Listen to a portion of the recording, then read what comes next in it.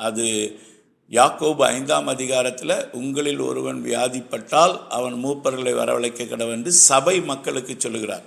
வியாதிப்பட்டால் அப்படின்னு அங்கே எழுதப்படும் போது சபையில் இருக்கிறவர்கள் வியாதி அவங்களுக்கு வரும், அவங்க வியாதியில் இருப்பாங்க, சபையில் இருக்கிற வியாதியஸ்தரில் நீங்கள் மூப்பர்களை அழைத்து ஜெபம் பண்ணுங்கள் என்று சொல்லி அங்கே எழுதப்படலை. அங்கே என்ன எழுதப்பட்டிருக்கிறது என்று சொன்னால், சபையில் இருக்கிறவரும் வியாதிப்பட்டால் அப்படின்னு அங்கே எழுதப்படும் போது சபைக்குள்ள ஒரு மனிதன் வந்து விடுவான் என்று சொன்னால், கிறிஸ்துவுக்குள் ஒரு மனிதன் வந்து விடுவான் என்று சொன்னால், அவனுக்கு கிறிஸ்துவுக்குள்ளே தெய்வீக ஆரோக்கியமும் சுகமும் பாதுகாப்பும் இருக்கிறது. இதை மீறி அவனுடைய வாழ்க்கையிலே வியாதி வருமானால் வர வாய்ப்பு இருக்கிறது. அது பாவத்துக்கு இடம் கொடுக்கறதுனாலே வரும், அவிசுவாசமே ஒரு பாவம், அதனாலே வரும். தேவனுடைய வாக்குத்தத்தம் அப்படி பல ரீசன்ஸ் இருக்குது. சில சமயம் இயற்கை விதிகளை மீறி நாம் உழைப்பதனாலே வியாதி வரும், சில சமயம் சத்தான ஆகாரங்களை நாம் சாப்பிடாததுனால வியாதி வரும். எல்லா பாவத்திற்கும் நம்ம ஏதோ ஒரு பாவம் செய்துட்டாரு அப்படின்னு கிடையாது. புதிய ஏற்பாட்டில் நம்ம இன்னும் சொல்லப்போனால் இயேசு கிறிஸ்துவை விசுவாசிக்காத ஒன்று தான் தேவன் பாவமாக எடுக்கிறாரே தவிர நம்முடைய எல்லா பாவங்களுக்காக அவர் பலியாக இருக்கிறார். அதை விசுவாசிக்காததுனாலையும் நம்ம வியாதியினால் தாக்கப்படலாம். அதனால் இங்கே அப்படி எழுதப்படும் போது நமக்கு ஒரு காரியம் நன்றாய் புரிகிறது.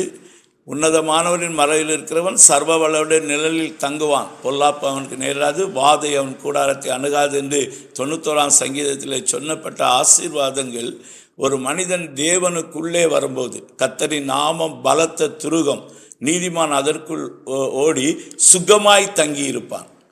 அப்போ கர்த்தருடைய நாமத்துக்குள்ள ஒரு மனிதன் அடைக்கலமாக வந்து விடுவான் என்று சொன்னால், அந்த உன்னதமான சிறகின் கீழே அவன் இருப்பான் என்று சொன்னால், அவனை சத்துரு தாக்க முடியாது, பிசாசு தாக்க முடியாது, உலகம் தாக்க முடியாது, அவன் அதற்குள்ளே சுகமாய் வாசம் பண்ணுவான் என்று சொல்லி நம்ம பார்க்கிறோம்.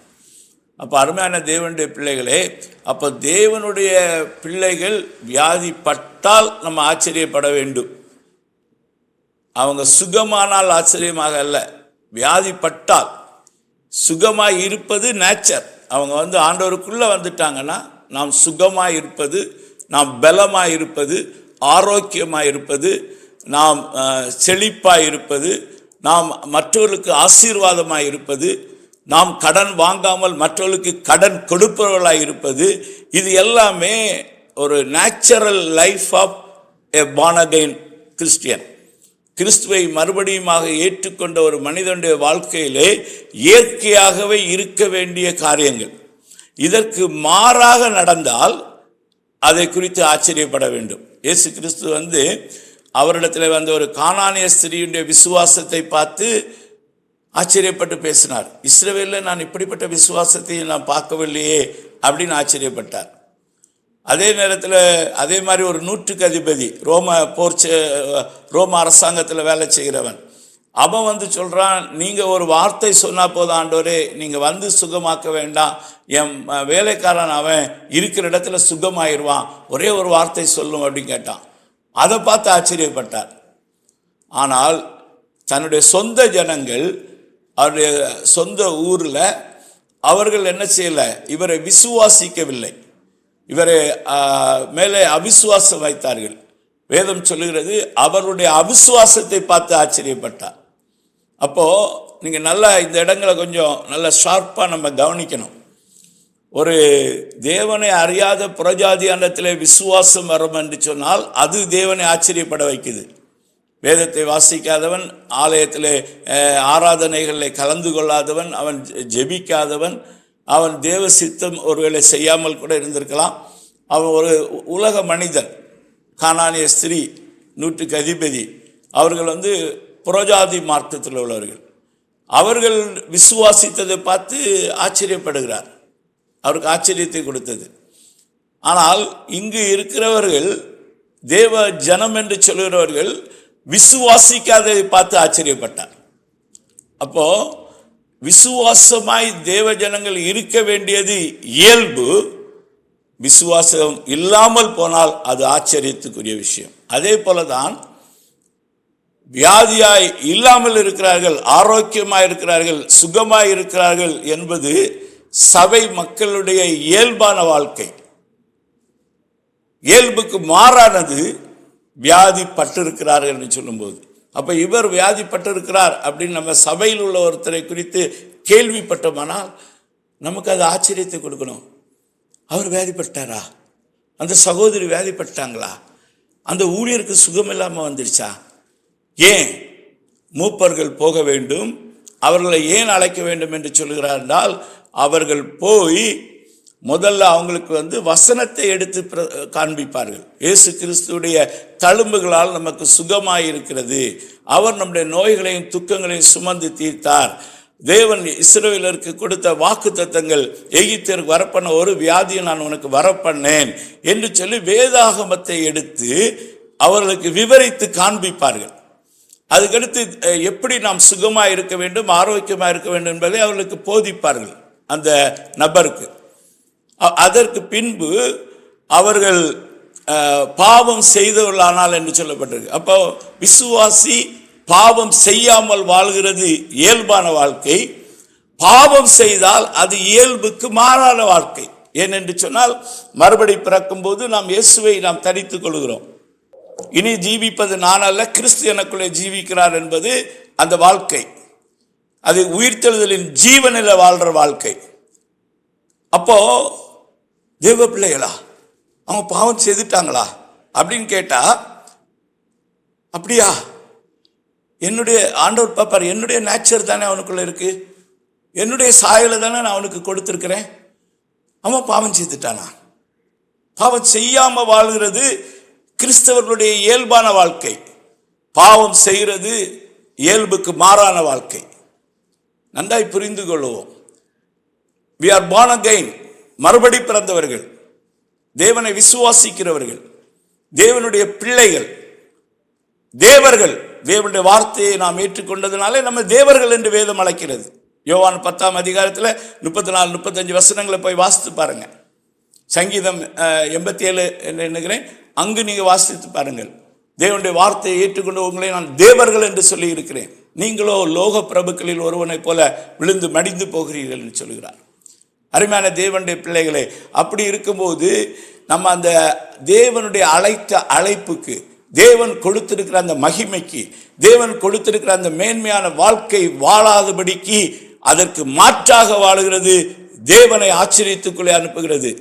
அது சபையில் இருக்கிற மக்களுக்கும் ஊழியர்களுக்கும் அது ஆச்சரியத்தை கொடுக்க வேண்டும். அப்படியா? அப்படி நடந்து விட்டதா? நடக்க வாய்ப்பில்லையே. ஆனால் இன்னைக்கு இவர்கள் லோக பிரபுக்களை ஒருவரை போலதான் தேவ பிள்ளைகளும் வாழ்ந்து கொண்டிருக்கிறார்கள் என்பது ஒரு பரிதாபமான நிலைமை. அப்படி நான் உங்களை தேவர்கள் என்று சொல்லியிருக்க, நீங்கள் என்னுடைய பிள்ளைகள் என்று சொல்லியிருக்க, நீங்கள் என்னுடைய ஊழியர்கள் என்று சொல்லியிருக்க, நீங்கள் உங்கள் வாழ்க்கை சாதாரண மனிதனுடைய வாழ்க்கை போல இருக்கிறது என்று சொன்னால் ஆண்டவர் அதை பார்த்து ஆச்சரியப்படுகிறதாக மாறுகிறது. சபை அப்படிப்பட்டதை கேட்கும் போது ஆச்சரியப்படுகிறதா இருக்க வேண்டும். மூப்பர்கள் போய் அங்கேயா திரும்ப சொல்லும், அவன் பாவம் செய்தவன் ஆனால் அவர்கள் என்ன செய்ய வேண்டும்? ஒருவருக்கு ஒருவர் தங்களுடைய குற்றங்களை அறிக்கையிட்டு, பாவம் எப்பொழுதுமே தேவனுக்கு விரோதமானது நம்ம சொல்லும்போது அது மிக முக்கியமான தேவனுடைய கற்பனைகளுக்கு, கட்டளைகளுக்கு விரோதமானது. தேவனுடைய கட்டளை என்னது? கற்பனை என்னது? நீ உன்னிடத்தில் அன்பு கூறுவது போல் பிறனிடத்தில் அன்பு கூறு. அந்த 10 கட்டளைகளும் அதில் நீங்கள் நன்றாக கவனித்து பார்த்தால் தெரியும்.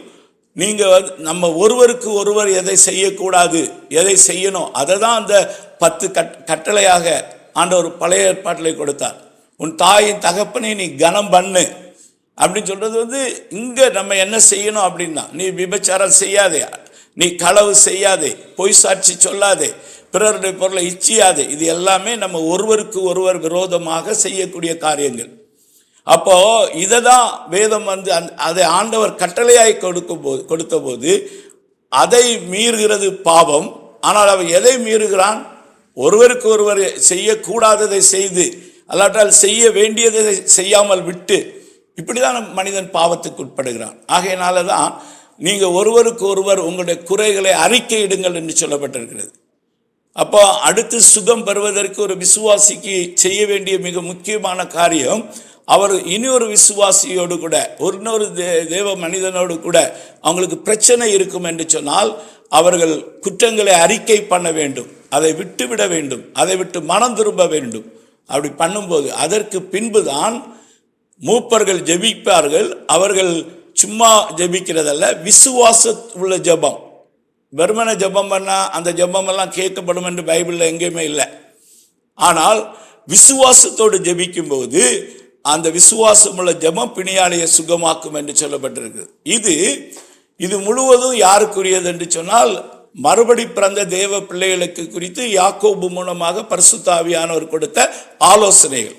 இதை கொண்டு போய் தேவனை விசுவாசிக்காத ஒரு நபர் மேலே நம்ம அப்ளை பண்ண வேண்டிய அவசியம் கிடையாது. விசுவாசம் அந்த புறஜாதியான மக்கள் வரும்போது அவங்களுக்கு இந்த எந்த ஒரு காரியத்தையும் அங்கே சொல்லப்படலை. அவர்கள் மேல் வியாதியஸ்தர் மேல் கைகளை வையுங்கள் அப்படின்னு ஆண்டவர் சொல்லும்போது நம்ம என்ன செய்ய வேண்டும்? வியாதியஸ்தர் மேல் கைகளை நாம் வைக்க வேண்டும். அப்படி வைக்கும்போது அவர்கள் சொஸ்தமாவார்கள், அவர்கள் சுகமடைவார்கள் என்ற வார்த்தை. அதற்கு பதிலாக உட்கார்ந்திருந்து அவங்களுக்கு வியாதி, இந்த வியாதி, அந்த வியாதி, அதெல்லாம் நீங்க சுகமாக்கும் ஆண்டவரே அப்படின்னு நம்ம கேட்டோம் என்று சொன்னால் நமக்கு பாஸ் யார் அப்படின்னு நம்ம அடுத்து யோசிக்கணும். நமக்கு ஆண்டவர் பாஸா, ஆண்டவர் நமக்கு மேலான அதிகாரியா, மேல் இருக்கிறவரா, அவர் நமக்கு கீழே இருக்கிறவரா? மேலே இருக்கிறவங்க கீழே இருக்கிறவங்களுக்கு கமாண்ட் கொடுப்பாங்க, அதிகாரத்தில் இருக்கிறவங்க. கீழே இருக்கிறவங்க மேலே இருக்கிறவங்களுக்கு கமாண்ட் பண்ண முடியாது. ஆனால் அந்த கட்டளைக்கு கீழ்ப்படியணும். அவங்க ரிக்வெஸ்ட்டு தான் கொடுக்க முடியும். மேலே இருக்கிறவங்க எந்த அதிகாரத்தில் மேலே இருக்கிறவங்களையும் நம்ம அந்த ஆர்டரில் நம்ம கீழே இருக்கிறோன்னா, ஒருவேளை நான் சொல்கிறேன், நம்ம ஒரு பொது ஜனமாக இருந்து பைக்லேயோ கார்லேயோ நம்ம ரோட்டில் போகும்போது நாம் ஒருவேளை அங்கே இருக்கிற ஒரு போலீஸ் ஆஃபீஸர், ஒரு போலீஸ்காரர் நம்மை தவறுதலாக ஏதாவது நம்மை நிறுத்தலாம், அவர் தவறு செய்யலாம். அந்த நேரத்தில் கூட நம்ம அவரை திட்டுறதுக்கோ அவர் மேலே பாயிறதுக்கோ கோபப்படுவதற்கோ நமக்கு உரிமை கிடையாது. நம்ம சாந்தத்தோடு பொறுமையோடு கூட அவருடைய தவறை அவர்கிட்ட சொல்லி காட்டலாம். அவரிடத்துல எடுத்து சொல்லலாம், ஐயா அப்படி சொல்லி நீங்கள் இப்படி பண்ணீங்க, இப்படி சொன்னீங்க, ஆனால் இப்படி தானே பண்ணணும் அப்படின்னு கேட்கலாமே தவிர நம்ம அவங்க மேலே போய் கமெண்ட் பண்ண முடியாது. நமக்கு அந்த அதிகாரத்தை அரசாங்கம் நமக்கு கொடுக்கவில்லை. தேவனுடைய அதிகாரங்களுக்கு நாம் கீழ்ப்படுகிறவர்களாக இருக்க வேண்டும் என்று வேதம் நமக்கு சொல்கிறது. அப்போ யார் நமக்கு மேலே அதிகாரமாக இருக்கிறார்கள்? ஒருவேளை சபையிலே சில மூப்பர்களை தேவன் நமக்கு மேலே அதிகாரத்தில் வைத்திருப்பார். அந்த மூப்பர்களும் தவறு செய்வதற்கு வாய்ப்பு இருக்குது. அவர்களிடத்தில் சுட்டி காட்ட வேண்டிய விதமாய் நம்ம பண்ண வேண்டும். நம்ம அவங்கள பார்த்து கமாண்ட் பண்ணுறதுக்கு we have no right.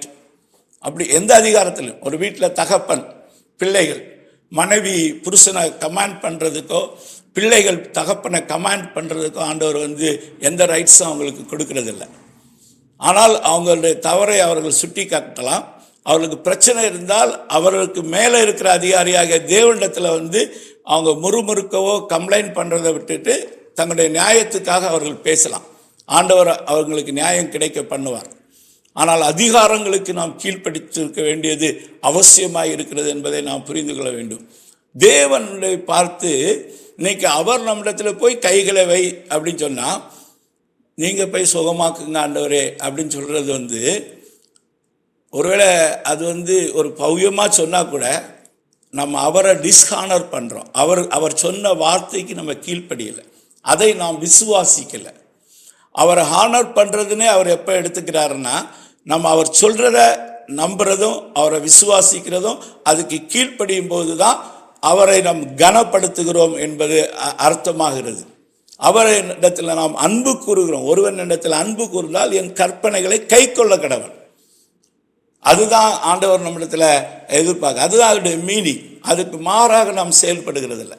அதே மாதிரி உன்னுடைய பிரச்சனையை பார்த்து பேசு அப்படின்னு ஆண்டவர் சொல்லும்போது, நாம் பிரச்சனையை பார்த்து பேசாதபடிக்கு நாம் அதற்காக ஜெபம் பண்ணி கொண்டிருந்தா கூட ஆண்டவர் சொல்வார், உன்னுடைய தீர்வை நான் உனக்கு அதிகாரத்தை கொடுத்திருக்கிறேன், உன்னுடைய நாவிலே ஜீவனையும் மரணத்தையும் நான் வைத்திருக்கிறேன், நீ அதை பேசு, உன்னுடைய மலையை பார்த்து உன்னுடைய பிரச்சனையை பார்த்து பேசு அப்படின்னு சொன்னால், இன்னைக்கு அநேகர் உட்கார்ந்து கொண்டு மலையை பற்றி ஆண்டவர்கிட்ட பேசுகிறாங்க. ஆண்டவரே, இந்த மலை இவ்வளவு பெருசாக இருக்கிறது, ஆண்டவரே இது இவ்வளவு சிவியராக இருக்கிறது என்று சொல்லுகிறார்கள். இதை குறித்து உலக மக்கள் இப்படி பேசி கொண்டிருக்கிறார்கள், டாக்டர் இப்படி சொல்லியிருக்கிறார், மற்றவர்களெல்லாம் இப்படி பேசுகிறார்கள். ஆண்டவரே, ஆண்டவர் இந்த கதையெல்லாம் நம்மிடத்தில் கேட்கல. அதுக்கு தான் ஜெபம் பண்ணும்போது சொல்லுகிறார், உங்களுடைய ஜெபம் சுருக்கமாக இருக்க கிடவுது. நீ வேண்டிக்கொள்ள வருவதற்கு முன்பாகவே உனக்கு இன்னது தேவை என்பதை உங்கள் பரமபிதா அறிந்திருக்கிறார். நம்ம ஒரு கண்ணில்லாத தெய்வம், காது இல்லாத தெய்வம், அதுகிட்ட போய் நம்ம ஜெபம் பண்ணலை. நம்முடைய தேவன் அவர் பரலோகத்தில் வீற்றிருக்கிறார், ஆனால் அவர் தூரத்திலிருந்து நம் நினைவையெல்லாம் அறிந்திருக்கிறார் என்று சங்கீதம் 139 சங்கீதக்காரன் சொல்கிறார். என்னுடைய உட்காருதலையும் எழுந்திருக்குதலையும் அறிந்திருக்கிறார். நான் பாதாளத்திலே போய் என் படுக்கையை போட்டாலும், உயர வானத்திலே இருந்தாலும், எங்கே இருந்தாலும் உன் கண்கள் என்னை காண்கிறது என்று சொல்கிறார். அவர் மனுஷனுடைய நினைவை அறிகிறவர். பாபிலோனில் இருந்த நேபுகாத்நேச்சர் ஒரு நாள் நினைச்சான், இது நான் கட்டி எழுப்பின மகா பாபிலோன் என்று சொல்லி அவனுடைய இருதயத்தில் அவன் வார்த்தை இருக்கும்போது, அவன் வாயிலிருந்து அது வெளியே வர்றதுக்கு முன்னாடியே, நீ மனுஷர்லேருந்து தள்ளப்பட்டாய் என்கிற வார்த்தை அவனுக்கு அங்கிருந்து வருகிறது. உன்னதமானவர் தனக்கு சித்தமானவருக்கு இதை கொடுக்கிறார் என்பதை நீ அறிகிற நாள் வரைக்கும் நீ மிருகங்களோடு புல்லை தின்பாய் என்று சொல்லுகிறார். ஒரு பெரிய ஐஸ்வர்யவான் தனக்கு ஐஸ்வர்யம் பெருகின போது நினைக்கிறான், அவன் இருதயத்தில் நினைத்தான் என்று தான் வேதம் சொல்லுது. என்னென்னால், நான் என்னுடைய பண்டக சாலையெல்லாம் உடைத்து அதை பெரிதாக்கி நான் இதை எல்லாத்தையும் சேமித்து வைத்து என் ஆத்துமாவே நீ இதை புசித்து அநேக நாளுக்கு இதை வைத்து சந்தோஷமாயிருந்து சொல்லுவேன் சொல்லும்போது அங்கிருந்து ஒரு வார்த்தை வருகிற பரலோகத்தில், இன்று உன் ஆத்துமா மதிகேடனே, உன் ஆத்துமா உன்னை விட்டு எடுத்துக்கொள்ளப்படுமானால் நீ சேர்த்ததெல்லாம் யாருடையதாகும் என்று. அப்போ எவ்ரி தாட் ப்ராசஸ், ஒவ்வொரு நினைவலைகளும் ஒவ்வொரு எண்ணங்களும் நம்ம செய்கை அல்ல, நம்முடைய எண்ணங்களும். அதுதான் வேதம் சொல்கிறது, தேவனுடைய நியாய தீர்ப்பு நாளில் எல்லா எண்ணங்களையும் அவர் நியாயம் தீர்ப்பார். மனிதன் பேசுகிற ஒவ்வொரு வீணான வார்த்தைகளை அவர் நியாயம் தீர்ப்பார். நாட் ஓன்லி அவர் டீட்ஸ், நம்ம செய்த செய்கைகள் மட்டுமல்ல, நம்முடைய கிரியைகள் மட்டுமல்ல, நம்முடைய நினைவுகள், நம்முடைய எண்ணங்கள், நம்முடைய பேச்சுகள், நம்முடைய செய்கைகள் எல்லாமே நியாயம் தீர்க்கப்படும். God knows everything. அப்போ ஆண்டவரிடத்தில் போயிட்டு இந்த எக்ஸ்பிளனேஷன் எல்லாம் அவருக்கு தேவை கிடையாது. எனக்கு இவ்வளவு சிவியராக இருக்குது, இவ்வளவு வலிக்குது, இவ்வளவு பிரச்சனையாக இருக்குது, இங்கே யுத்தம் இப்படியெல்லாம் மும்முரமாக நடந்துட்டு இருக்குது, இங்கே இத்தனைவரெல்லாம் செத்து மடிகிறார்கள், இதெல்லாம் he knows, எல்லாமே அவருக்கு தெரியும்.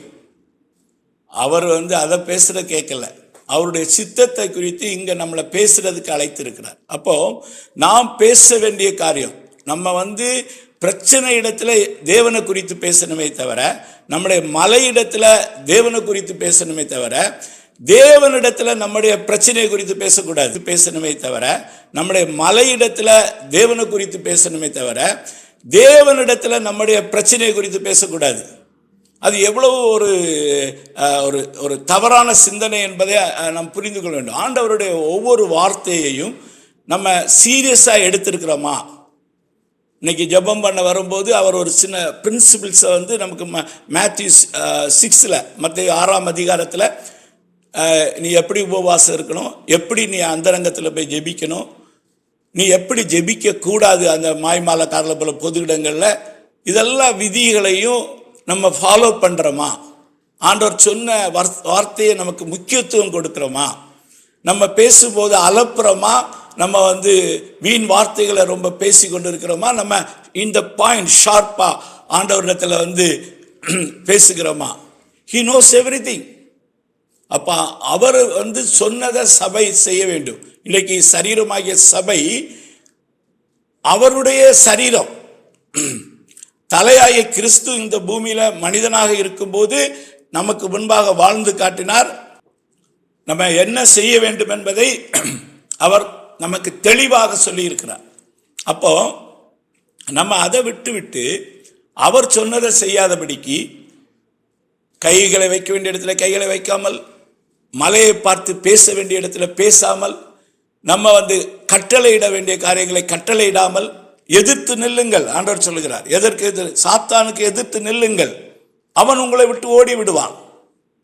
நம்ம அவனுக்கு எதிர்த்து நிற்கலாம அவன் துரத்தணும்னு ஓட ஆரம்பிக்கிறோம். ஆனால் இச்சைகளுக்கு, பாவ சோதனைகளுக்கு சொல்றார் பவுல் தீமோத்தேயுக்கு நிருபம் எழுதும்போது, நீ பாலியத்துடைய இச்சைகளுக்கு விலகி ஓடுன்றாரு. அங்க ஓட மாட்டான், அங்க போய் அடுத்த அவனுக்கு மனைவி இடிஞ்சிட்டு இருப்பான், அங்க போய் பேசிட்டு இருப்பான், அங்க கதை பேசிட்டு இருப்பான், அங்க அடுத்த பாலியல் இடத்துல போய் பேசிட்டு இருப்பான். வீண இச்சையான காரியங்களுக்கு தூண்டப்படுகிற இடங்கள்ல போய் உட்கார்ந்து கொண்டு இருப்பான், அவங்க பேசுறத கேட்டுக்கிட்டு இருப்பான். வேதம் சொல்லுகிறது, நீ விலகி ஓடு. ஓட சொல்ற இடத்துல ஓடுகிறவனும், எதிர்த்து நிற்க சொல்ற இடத்துல எதிர்த்து நிற்கிறவனும், அவர் பேச சொல்லுகிறதை பேசுகிறவனும், அவர் கைகளை வைக்கிற இடத்துல வைக்கிறவனும் தான் கர்த்தருக்கு பயந்த மனிதன். கர்த்தர் சொல்றதுக்கு கீழ்ப்படுகிறவன். அவர் சொல்ற வார்த்தையில ஒரு கமா புள்ளி கூட மாற்றக்கூடாது. இந்த கமாண்ட், அவர் என்ன சொல்லி இருக்கிறாரோ அதுக்கு 100% அப்படிதான் செய்ய வேண்டும். He is perfect person. அவரை மாதிரி பெர்ஃபெக்டான நபர் யாருமே கிடையாது. அவருக்கு எல்லாமே தெரியும். அவர் சர்வ வல்லமை உள்ள தேவன். அவர் சொல்ல ஆகும், அவர் கட்டளையில நிற்கும், அவர் பார்க்க பூமி அதிரும். அவர் நம்மளுடைய தகப்பன் தான். ஆனாலும் who he is, இன்னைக்கு அவருடைய வார்த்தைக்கு செவி கொடாதபடிக்கு, வேதத்தை கேளாதபடிக்கு, தன் ஜெபத்தை பண்ணுகிறவனுடைய ஜெபம் தேவனுக்கு அருவருப்பாய் இருக்கிறது. தேவன் சிலருடைய ஜெபங்களை காது கொடுத்து கேட்க மாட்டார். அது வரும்போது அருவருப்பாக அவருக்கு தெரியும். நீ ஜெபிக்கிறத கொஞ்சம் நிறுத்துறியா அப்படின்னு கேட்பார். அருமையான தேவனுடைய பிள்ளைகளே, நம்முடைய ஜெபம் அவருக்கு இனிமையா இருக்க வேண்டும் என்று சொன்னால், அவர் சொல்றத நம்ம கொஞ்சமாவது செவி கொடுக்க வேண்டும். கொஞ்சம் இல்லை, 100% செவி கொடுக்கணும். கொஞ்சமானலாம் சொல்லக்கூடாது. ஏன்னா அவர் தேவாதி தேவன், அவர் கர்த்தாதி கர்த்தர். அவருடைய வார்த்தைக்கு as it is, அவருடைய வார்த்தை என்ன சொல்லுகிறதோ அதுக்கு அப்படியே கீழ்ப்படிய வேண்டும். ஏன் பிரதர் இப்படி செய்றீங்க, ஏன் சிஸ்டர் இப்படி பண்றீங்க அப்படின்னு யாராவது நம்மிடத்துல கேட்பாங்கன்னு சொன்னா, தேவனுடைய கமாண்ட் இது, தேவனுடைய வார்த்தை இது, தேவனுடைய வசனம் இது. எங்க பொண்டாட்டி இப்படி சொன்னாங்கங்க, எங்க பிள்ளைகள் இப்படி சொன்னாங்கங்க, எங்க அப்பா இப்படி சொன்னாருங்க, எங்க பாஸ்டர் இப்படி சொன்னாருங்க, அந்த ஊழியக்காரர் இப்படி சொன்னாருங்க, நோ, டாக்டர் இப்படி சொன்னாருங்க, உலக பொருளாதார வல்லுநர்கள் இப்படி சொல்றாங்கங்க, உலகம் இந்த செய்தியை பண்ணிட்டு இருக்குங்க, நோ. ஒரு கிறிஸ்தவனுக்கு வாயிலிருந்து இந்த வார்த்தையெல்லாம் வரவே கூடாது. அவங்க என்ன வேணாலும் சொல்லிட்டு போறாங்க. வேதம் என்ன சொல்லுகிறது, தேவனுடைய வார்த்தை என்ன சொல்லுகிறது, கர்த்தர் நமக்கு என்ன சொல்லி இருக்கிறார், ஆண்டவர் இப்படி சொல்லி இருக்கிறாரு, கர்த்தருடைய வசனம் இப்படி சொல்லுகிறது, அவருடைய வார்த்தை. வேத புத்தகத்தில் நிறைய வார்த்தைகள் தேவனுடைய வார்த்தை இல்லை என்பதை நான் தெளிவாக ஒரு மெசேஜ் ஏற்கனவே சொல்லியிருக்கிறேன். பிசாசு பேசின வார்த்தை இருக்குது, தேவ மனிதர்கள் அவங்களுடைய அனுபவத்திலிருந்து பேசின வார்த்தைகள் கூட இருக்குது. அது எல்லா வார்த்தைகளையும் தேவன் அங்கீகரிக்கவில்லை. யோபின் புஸ்தகத்தை முழுமையாக பார்த்தீங்கன்னா 32 to 38 வரைக்கும் பேசுகிற எலிகுடைய வார்த்தையை ஆண்டவர் சொல்லுகிறார். ஆலோசனையை, அதாவது அறிவில்லாதபடிக்கு ஆலோசனையை அந்தகாரப்படுத்துகிற இவன் யார், 38 அதிகாரம் 3ஆம் வசனத்தில் சொல்றார். அப்படி சொல்றார். யோபு 42:3 சொல்றாரு, 2:3 சொல்றாரு. என்ன சொல்றாருன்னா, நான் அறியாததையும் நான் எட்டாததையும் எனக்கு புரியாததையும் நான் அலப்பினேன். யோபுடைய எல்லா வார்த்தைகளும் அவனே கடைசியில் மன்னிப்பு கேட்டுறான், என்ன மன்னிங்க, நான் அலப்பினேன்னு சொல்றான். அது அலப்பல் நிறைய. ஆனால் நம்ம யோபு சொன்னார், வேதம் சொல்கிறது அப்படின்னு நம்ம பிரசங்கம் பண்ணுவோம். அவனுடைய நண்பர்கள் பேசினதை அதே அதிகாரத்தில் ஆண்டவர் 42 தான் சொல்லும்போது சொல்லுகிறார். என்ன சொல்லுவார் என்று சொன்னால், நீங்கள் என் தாசனாகிய யோபு போல நீங்கள் என்னை குறித்து நிதானமாய் பேசவில்லை. ஆங்கிலத்தில் சொல்லப்பட்டிருக்கு, நீங்கள் you are not spoken about me rightly. உங்கள் மேலே எனக்கு கோபம் வருது, நீங்கள் போய் காலை எடுத்துகிட்டு பலி கொடுங்க. அது பலி கொடுக்குற காலம், இப்போ அந்த பலியெல்லாம் செலுத்த வேண்டியதில்லை, அதனால் இப்போவும் பலி எடுத்துகிட்டு போகணும்னு நினச்சிட வேண்டாம். இப்போ இயேசு நமக்காக பலி ஆகிட்டார். அன்னைக்கு பலி கொடுக்க காலம். அப்போ அவங்க பலி கொடுங்க, அவன் உங்களுக்காக ஜெபம் பண்ணுவான், அப்போ தான் நான் உங்களை மன்னிப்பேன்னு சொல்கிறார். ஆனால் இன்றைக்கி அப்படி கிடையாது. இன்றைக்கி தேவன் மன்னிப்பை நம்ம எல்லாருக்கும் நிரந்தரமாக தன்னுடைய குமாரனுடைய மரணத்தின் மூலமாக வழங்கிவிட்டார்.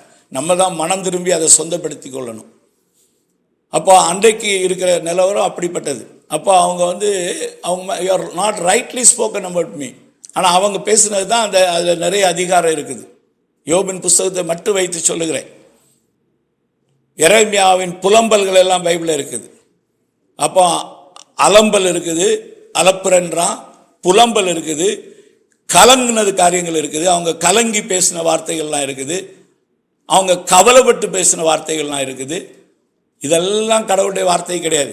கடவுளுடைய வார்த்தை என்னது என்பதை நாம் தெளிவாக புரிந்து கொண்டு அதை தேடி வாசித்து அவர் என்ன நேரடியாக பேசியிருக்கிறார், அவர் சீசர்களை கொண்டு என்ன பேசினார், அது பரிசுத்த ஆவியானவர் மூலமாக என்ன பேசினார், அவர்களை ஏவி என்ன பேசினார், அந்த வார்த்தைகளை எடுத்து அந்த கட்டளைகளுக்கு, கற்பனைகளுக்கு, அந்த ஆலோசனைகளுக்கு, புத்திமதிகளுக்கு ஒரு புள்ளி வள்ளி மாற்றாதபடிக்கு அப்படியே கீழ்ப்படிந்து நடக்கிறவர்கள், கர்த்தருக்கு பயப்படுகிறவர்கள், கர்த்தரிடத்தில் உண்மையாய் அன்பு கூறுகிறவர்கள், அவரை கனம் பண்ணுகிறவர்கள், அவரை மகிமைப்படுத்துகிறவர்கள். அப்போ தேவ பிள்ளைகள் நம்மளுடைய ஜெபத்தில் என்ன பண்ணணும் அப்படின்னு சொல்லிட்டு வரும்போது, நம்ம பேச வேண்டியதுக்கோ, கைகளை வைக்க வேண்டியதற்கோ, பிரச்சனையை பார்த்து பேச வேண்டியதுக்கோ மாற்றாக நாம் எதிர்த்து நிற்க வேண்டியதுக்கு எதிர்த்து நிற்காமல், நம்ம ஓட வேண்டிய இடத்துல ஓடி தப்பாமல், நம்ம ஆண்டவர் கர்த்தா, அதுதான் ஆண்டவர் சொல்கிறாரு. அந்த மத்தேயு 7ஆம் அதிகாரத்தில் சொல்லும்போது சொல்கிறார், என்னை நோக்கி கர்த்தாவே கர்த்தாவே என்று கூப்பிடுகிறவன் தேவனுடைய ராஜ்யத்தில் பிரவேசிக்க மாட்டான், என் பிதாவின் சித்தத்தை செய்கிறவன் அதில் பிரவேசிப்பான். இது என்னைக்கோ ஒரு நாள் பரலோகத்தில் போகிறதுன்னு மட்டுமல்ல, அது இன்றைக்கு நம்ம உடனடியாக அந்த தேவ ராஜ்யத்துக்குள்ளே பிரவேசித்து அதன் விடுதலையும் சந்தோஷத்தையும் சமாதானத்தையும் அனுபவிக்கிறதையும் அது மீன் பண்ணுது. நம்ம உடனடியாகவே அந்த விடுதலையை நம்ம பெற்று சந்தோஷமாக நம்ம இங்கே வாழலாம். ஆனால் கர்த்தாவே கர்த்தாவேன்னு கூப்பிடுகிறவன் ஒரு நாள் தேவராஜ்யத்துக்குள்ளே போய் தேவனுடைய சமாதானத்தையும் தேவனுடைய சந்தோஷத்தையும் தேவனுடைய நீதி, அதுதான் தேவனுடைய ராஜ்யம், ரோமர் 14:17 சொல்லுது, அதை அனுபவிக்கவே மாட்டாங்க. அவங்களுக்கு சுய நீதியில் கடந்து அழுது புலம்பிட்டு கிடப்பாங்க. அவங்க தேவ நீதியை தரித்திருக்கிறோம் என்ற அந்த உணர்வற்றவர்களாக இருப்பார்கள். அவர்களுக்கு தேவன் கொடுக்குற, உலகம் கொடுக்கவும் எடுக்க முடியாத சமாதானத்தை என்ஜாய் பண்ண முடியாது. ஒரே குழப்பம், சண்டை, கரைச்சல், அந்த சமாதானமாக இருக்க முடியாது அவங்களால. அந்த சமாதானத்தில் வாழ முடியாது. அதே மாதிரி பரிசுத்த ஆவியினால் உண்டாகிற சந்தோஷத்தில் அவங்களால இருக்க முடியாது. ஆனால் கர்த்தருடைய சித்தத்தை செய்கிற ஒரு மனிதனோ 24/7 365 days எவ்ரி செகண்ட் அவன் நான் நீதிமான் என்ற உணர்வோடு இருப்பான். அவன் தேவ சமாதானத்தை என்ஜாய் பண்ணிகிட்டே இருப்பான். அவன் பரிசுத்த ஆவியினால சந்தோஷத்தில் மகிழ்ந்து கொண்டே இருப்பான். ஏன் என்று சொன்னால் அவன் கர்த்தாவே கர்த்தாவேன்னு அவரை நோக்கி கூப்பிடல, அவன் கர்த்தருடைய சித்தத்தை தன் வாழ்க்கையில் செய்து கொண்டிருக்கிறான். அருமையான தேவனுடைய பிள்ளைகளே, நாம் தேவ சித்தம் செய்வோம், தேவனுடைய ராஜ்யத்தை இங்கிருந்தே அனுபவிப்போம், இப்பொழுதே அனுபவிப்போம். ஆண்டவர் சொல்றார், தேவனுடைய ராஜ்யம் அது புசிப்பும் குடிப்பும் அல்ல, நீதியும் சமாதானம் பரிசுத்த சந்தோஷம். இப்பமா எங்களுக்கு ராஜ்யத்தை தருவீர், ஆண்டவர் சொல்றாரு. அது பரஸ்யமாய் வராது, அது உங்களுக்குள்ளே இருக்கிறது. லூக்கா 17ஆம் அதிகாரத்தில் போய் வாசித்து பார்க்கலாம். அது உங்களுக்குள்ளே இருக்கிறது. அது என்ன? தேவனுடைய நீதி, தேவனுடைய சமாதானம், தேவனுடைய சந்தோஷம். அதை இப்பொழுதே நாம் அனுபவிக்கிறது தான் கிறிஸ்தவ வாழ்க்கை. இப்பவுமே அதுக்குள்ள வாழ்கிறது கிறிஸ்தவ வாழ்க்கை. ஒரு நாள் வரும், ஒட்டுமொத்தமாக நம்ம இந்த பாவத்தின் பிரசன்னத்திலிருந்தே, சாத்தானுடைய சமூகத்திலிருந்தே, உலக மக்களுடைய சமூகத்திலிருந்தே விலகி ஒன்றில் நம்முடைய ஜீவன் நம்மை விட்டு போகும்போது நாம் நிரந்தரமாய் அந்த உலகத்துக்குள்ளே போய் பிரவேசிப்போம், இளைப்பாறுதலுக்குள்ளே. இல்லைவென்றால் இயேசு வருவார் என்று சொன்னால் அப்படி வாழுகிறவர்கள் மறுரூபமாகி எடுத்துக்கொள்ளப்படுவார்கள். அந்நாள் வரைக்கும் நமக்கு இந்த உலகத்தில் போராட்டங்களும் பிரச்சனைகளும் இருக்கோ, ஆனாலும் தேவ ராஜ்யத்துக்குள்ளே இருந்து நாம் தேவனுடைய நன்மைகளை அனுபவித்து தேவனோடு கூட சந்தோஷமாய் வாழ்கிற ஒரு வாழ்க்கை தான் கிறிஸ்தவ வாழ்க்கை என்பதை புரிந்து கொள்வோம். அதற்கு தேவன் என்ன சொல்லுகிறாரோ அதை செய்ய வேண்டியது நம்முடைய கடமையாக இருக்கிறது.